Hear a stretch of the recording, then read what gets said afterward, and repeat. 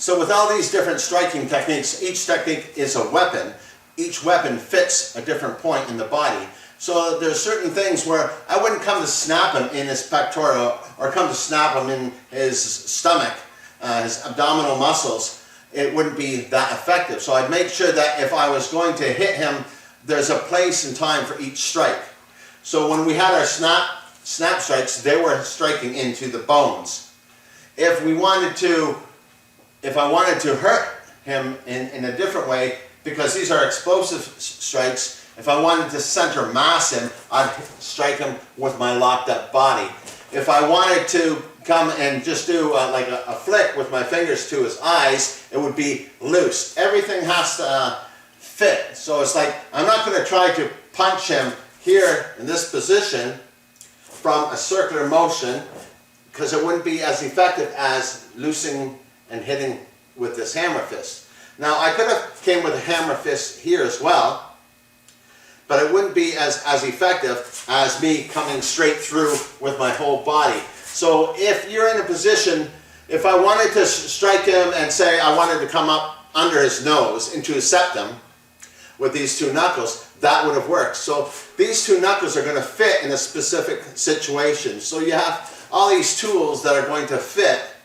It's like one of those games that people have when they're kids. There's a circle, a square, a triangle, and they each fits into its own specific point.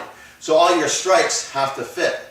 If I wanted to come across to, let's say, give him a shudo chop to his neck, I'm not just going to come here and do this shudo chop and leave myself open where I could be hit. I'd have to be in a position that I could move. If he came to punch me, I could move and be in this position.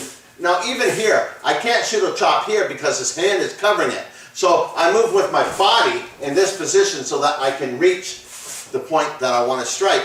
So you have to be aware. There's a lot of hits and strikes that are utilized that you just don't make them fit just because you want to do them. They have to be, somebody provides an opportunity. So if he came to punch and I came in this position here to striking him with a straight fist, since he's bent over this way, I can strike him with just this one knuckle. At the same time as I have to be able to now get outside of this hand where I would strike him from here, because that's what I have. Or I could have come from an elbow, as long as I'm applying pressure on this arm, because if I didn't apply pressure with this arm and I went to elbow him, it would give him this opportunity. So you always have to be aware of what your opponent can do when you're utilizing these strikes.